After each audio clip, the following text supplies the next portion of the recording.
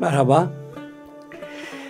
Kerim Eğitim Kültür ve Sağlık Vakfı ve TÜRKKAT, Türk Kadınları Kültür Derneği tarafından alemlere rahmet olarak gönderilen Hz. Muhammed Aleyhisselatü Vesselam Efendimizin doğumunun yıl dönümünü ve herkesi tevhid bayrağı altında toplayan sevgisini idrak etmek gayesiyle her yıl verilmekte olan DOST, İslam'a hizmet ödüllerinin bu seneki teması olan teslimiyet başlığı için konuşma yapmam dilendi. Bu yüzden huzurlarınızdayım. Kıymetli vakitlerinizi alacağım. Hepinize tekrar merhabalar diyorum efendim.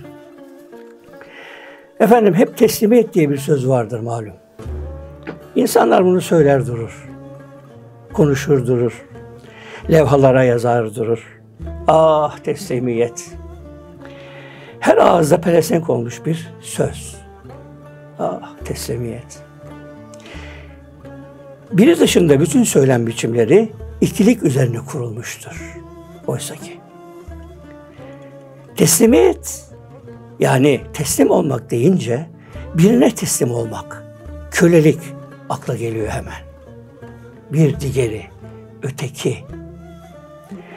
Yani dualite üzerine kurulmuş bir söylem ve muhakeme biçimimiz var maalesef.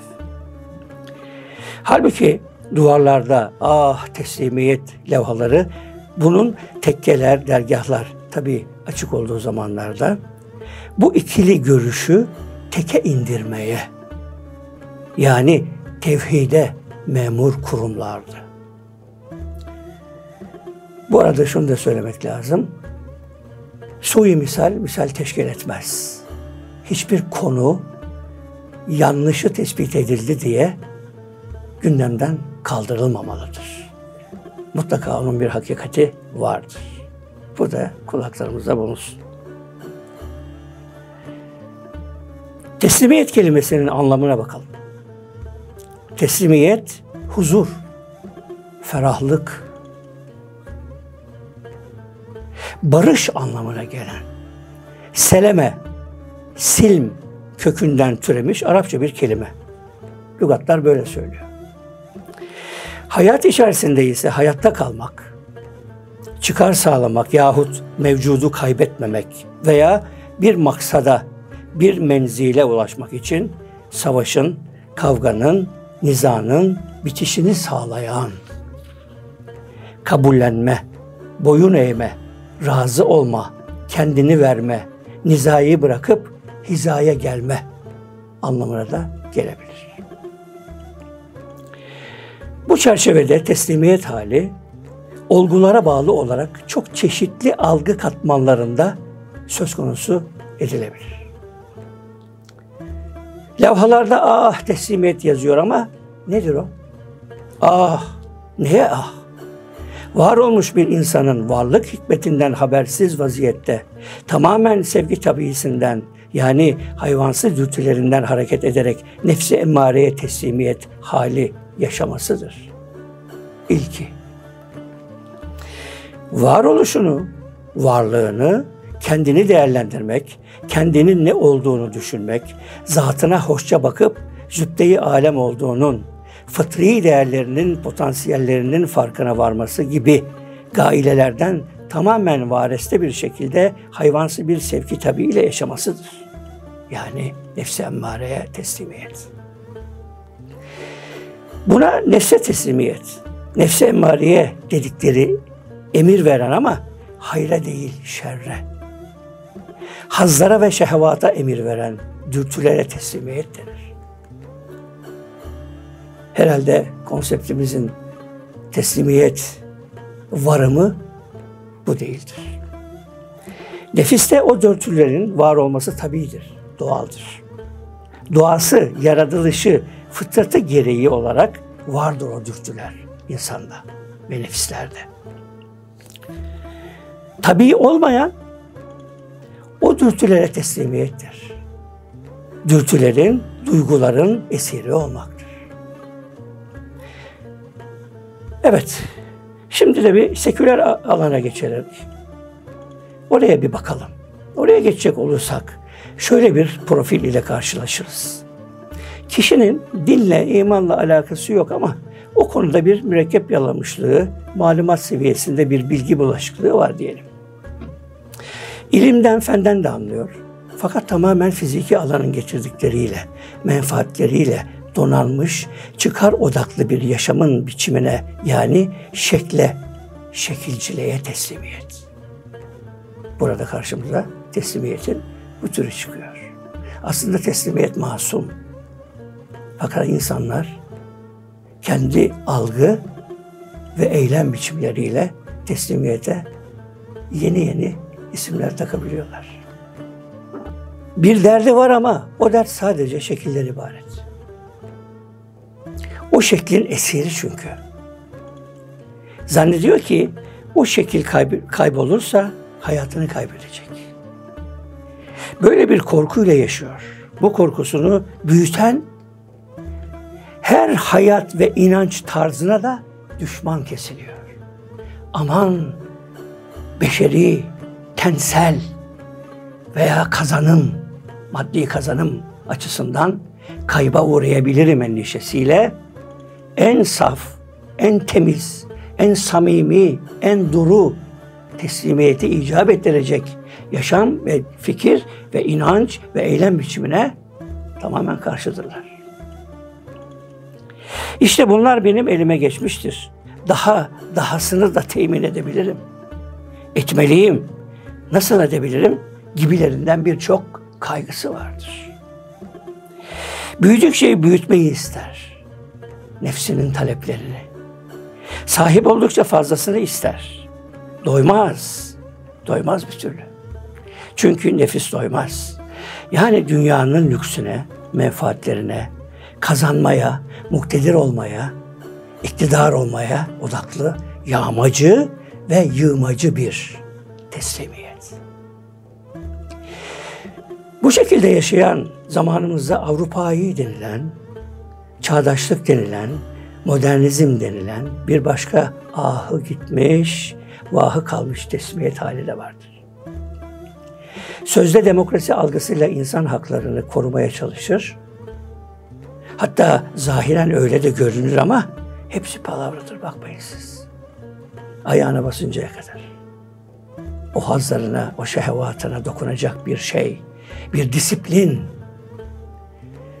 Yani daha önce de arz ettiğim gibi Şeyh Galip Hazretleri'nin hoşça bak zatına kim, zübde-i alemsin sen kavramını bir tarafa koyup tamamen nefse odaklanmış olan insanların teslimiyeti. Pandemi başlangıcında Avrupa ülkelerinin hava alanlarında maske, test cihazı gibi malzemelerin nasıl gasp edildiğini, nasıl üzerine çöküldüğünü hepimiz gördük, duyduk, izledik. Nasıl yağmalandığını hep beraber gördük. Şimdi geçelim bu tarafa. Biraz da şimdi Zülfiyar'a da dokunacağız biraz yani. Şimdi geçelim bu tarafa, evet. Terazinin bir kefesi daha var. İnanan bir insanı koyalım o kefeye bu kez. Bir tartalım bakalım o ne diyor? Teslimiyetten ne anlıyor? Ve ne yapıyor? Ve teslim olduğum zanlı ile nasıl yaşıyor? Allah var diyor. Orada sıkıntı yok. Din var diyor. O da tamam. Şeriat seviyesinde namazı, orucu, her şeyi usturuplu bir şekilde yapıyor ama bir yandan da hangisinden kaç sevap gelecek? Verdiği sadaka kaç umre yerine geçecek? Hepsini de birer birer hesap ediyor. Ravza-i Mutahhara'da, yeşil hallarda kıldığım namazı, 2 rekatı kaçla çarpacağım? 28'de mi, 30'da mı, 100'le mi? Acaba boş namazlarımı bu şekilde aradan çıkarabilir miyim? Kurnazlıkları var.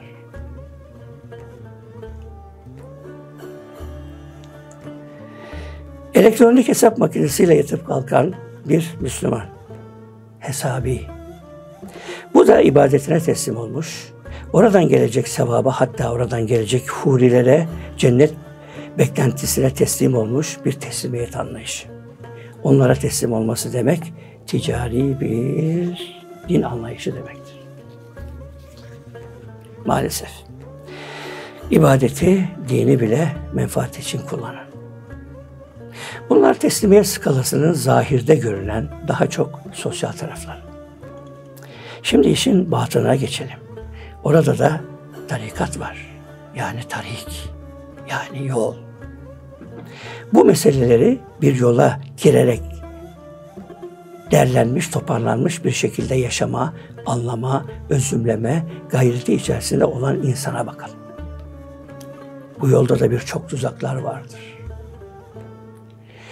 Tarikat ilmine talip olduğun zaman tamamen nefsinden arınman gerekirken, nefsi olan bir takım şeylerin peşinde koştuğunun farkına varmazsın evvela. Farkına varmak, kemal mertebesinin işidir çünkü. Farkına vardığın zaman vazgeçersin. Farkına varmadan devam edersen, bütün yaptığın derslerin dibinde ben şu makama gelsem, şu dereceye gelsem, şu esmaya gelsem gibi böyle dertlerin olursa, burada da yine teslim var demektir. Neye? Yine menfaate. Yine menfaate teslim olmuşsundur. Yine nefsine teslim olmuşsundur. Olmaz. O da teslimiyettir ama bizim bu toplantıda altını çizmeye çalıştığımız teslimiyet değildir. Sonra hakikate geçersin. Şeriat, tarikat, hakikat. Hakikate geçmiş kişi bu beşeri teslimiyetlerden kendini nispeten arıtmış, yuğmuş insandır. Ama yine hala bir ikilik devam etmektedir. Dualite devam etmektedir. O var, ben varım. İşte bu da dualiteye teslim olmaktır. İkiliğe teslim olmaktır. Hala şirkten kurtulamadık. Hala tam teslimiyeti bulamadık.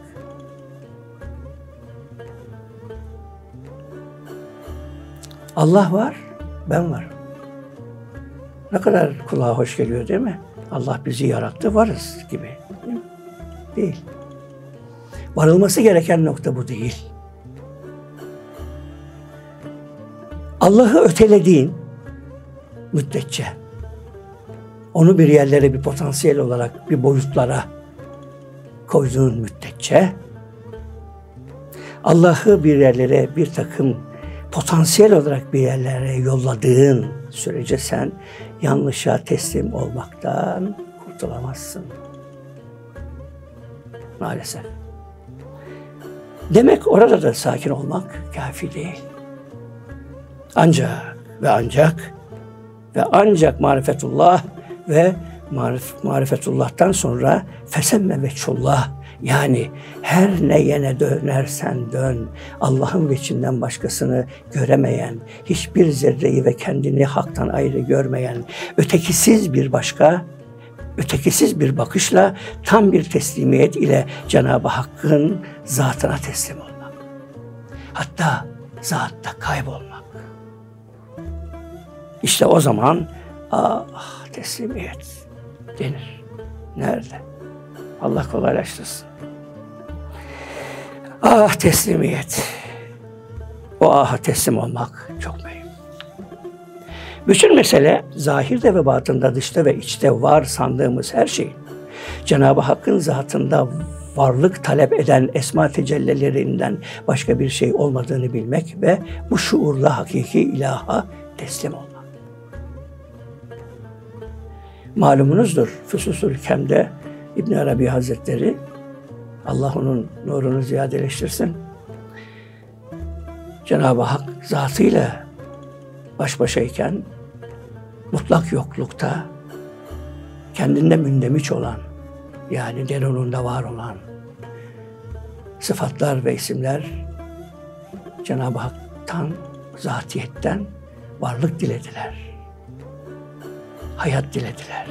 Yaptırımlarını ortaya koymayı dilediler. Ve netice itibariyle alemler açığa çıktı.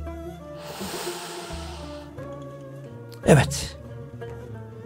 Bu gerçeğe marifetullah'a, fesemeveçullah sırrına varmaktan başka teslimiyeti en nuru şekliyle tarif etmek mümkün değildir.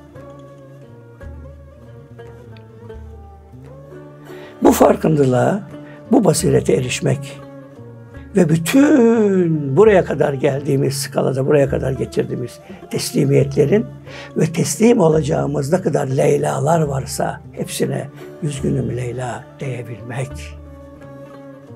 Bir şarkıda bırakmamak onu, bir yaşam, bir hayat biçimi olarak algılayabilmek ve algılamak kafi değil. Çünkü bir bilgi eyleme dönüşmediği müddetçe hiçbir kıymet ifade etmez. Evet efendim, marifet bu. Marifet ustalık gerektiren bir şeydir. Marifet ustadan tahsil edilir. Tabii ki senin özündeki terkibi esman ve nahnu kesemna'daki Cenab-ı Hakk'ın rızıkları dağıtırken sana lütfettiği kadarıyla ve senin razı olman gereken potansiyelin burada çok önemli. İşte usta bu marifeti hayata kazandırır. Hayata geçirir. Eyleme geçirir. Ama mutlaka bir ustaya ihtiyaç vardır. Bir mürşide ihtiyaç vardır.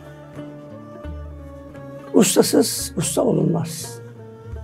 İlla ve illa bir usta, bir rehber, bir mürşid elinden tutmak şarttır. Nokta. Mürşitsiz olmaz. Karanlık bir yerde ışığımız olmazsa yönümüzü bulabilir miyiz? Durmadan kafamızı oraya buraya çarpar dururuz. O yüzden mutlaka bir ışığa, bir mürşide, bir aydınlatıcıya, bir mürebbiye, bizi yetiştirecek olan bir kişiye ciddi olarak ihtiyaç vardır. Sistem bunun üzerine kurulmuştur. Çünkü peygamberliği başka türlü izah edemezsiniz. Mürşid bu işin lübbül lübüdür. Özün özü.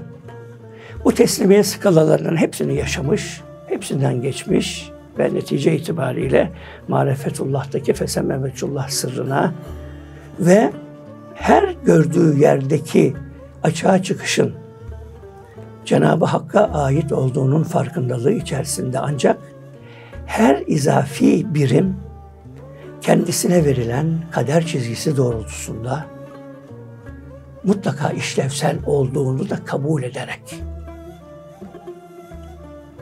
her birimden hep aynı şeyi beklemek doğru değildir. Çünkü her birim Cenab-ı Hak ona ne lütfettiyse ona teslim olmuştur.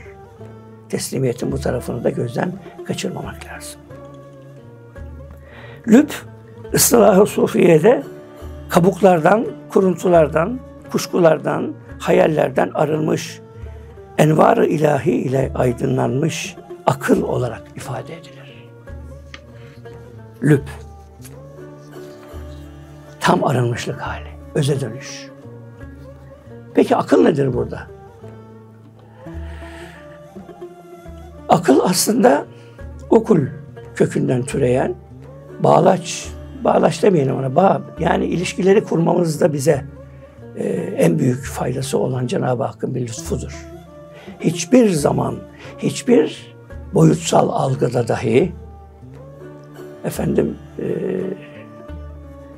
manaya bakalım, aklın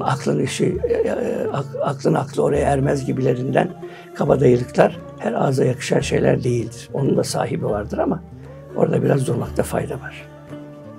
Öyle bir bağ ki akıl, muhteşem bir koruyuculuk içerisinde, mekin bir rahimiyet ortamında kesintisiz bir şekilde rızıklandırılan cenini doğrudan Rezzak'a bağlayarak. Öyle bir bağ. Anne rahmindeki o ceninin bütün ihtiyaçlarını o Cenab-ı Hakk'ın büyük sistemi içerisinde akli bir platformda o muhtaciyet içerisindeki o minicik varlığı bir insan-ı kamil haline getiren yolun aydınlanmasıdır. Aydınlatıcısıdır akıl. Bütün ikramı ilahi o bağ üzerinden sunulur. bütün ikram-ı ilahi o akıl bağı üzerinden kurulur ve sunulur. Yani hayatın antibiyotiğidir, antivirüsüne kadar hepsi ve hepsi bu akıl süzgecinden, aklı kül süzgecinden geçerek insanlara fayda sağlayan hale dönüşmüştür. O bağ koptuğu zaman o akış, o irtibat, o dokunuş kesildiği zaman cenin hem kendisini hem de bulunduğu ortamı zehirleyen, bozan bir ur haline dönüşür. Allah Allah. Bir aklı cüz, aklı külden vareste olduğunda, bağımsız olduğunda hem kendini hem de etrafını zehirleyen bir ur haline dönüşür. İşte mürşit burada aklı küllün yaşadığımız şuhud boyutunda aklı cüzlere yol göstericisi ve yine aklı cüzleri aklı külde mahvolmaya davet eden bağdır. Mürşit o bağın kopmamasını, irtibatın ve manevi akışın devamlılığını temin etmeye çalışan, mümin yani güvenilir bir müheymin, bir muhafızı Rabbani yani mürşidana, ehlullah, ricalullah denilmesinin sebebi budur. Yani izafi tekillik içerisinde olan ve muhtaciyet içerisinde olan bir küçücük parçacığı insanı kamil haline getirip niçin, nerede yaratıldığını, hangi murad ile yaratıldığını ve nereye döneceğini ancak ve ancak bu akıl, bu mürşidane akılla götürebiliriz. Ama o mürşide teslim olmak lazımdır. İtimat etmek lazımdır. Bunlar ehlullah'tır. Çünkü aklını kabuklarından, kuruntularından, kuşkularından yani başlangıçtan beri arz etmeye çalıştığım beşeri teslimiyetlerden arındırmış, her seviyede, her mertebede bir hayal olarak görünen bir Leyla'ya güle güle diye saflaşmış, fesem-eveçullah'a erişmiş, pürüzsüz, tertemiz bir bakışla her zerrede cemali gören hale gelmiştir, hale kavuşmuşlardır. Ehildir, yani ehlinin dayanağı ise kitap ve sünnetidir. Ehilliği neticesinde eline geçmiş olan ehliyeti eşittir kitap ve sünnet kaynaklıdır. Her eyleminin, her sözünün mesnedi oradadır. Zülfikar-ı Ali'dir. Mürşid, uyulması gereken ulul elbaptır. Yolunda yürünmesi emredilen nimetlendirilmişlerdendir. Her rekatta bu duayı etmiyor muyuz? Bizi inam ettiğin, nimetlendirdiğin kimselerin yoluna ilet diye. Mürşid budur. Mürşidi olan hürdür. Mürşidi olmayan kendi şeytanlarının yani hayallerinin, kuruntularının, kuşkularının yani nefsinin kölesi olur. Fitnenin, fesadın, bozgunculuğun kaynağı haline gelir. Kimse kusura bakmasın ama mürşide teslimiyet kölelik değil, hürriyetin ta kendisidir.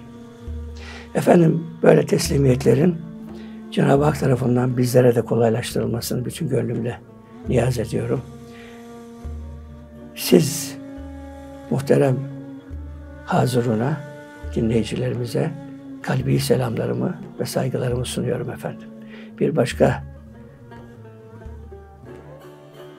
zamanda, bir başka hikmetle, bir başka tevafukla yine birlikte olmak ümidiyle Allah'a ısmarladık efendim.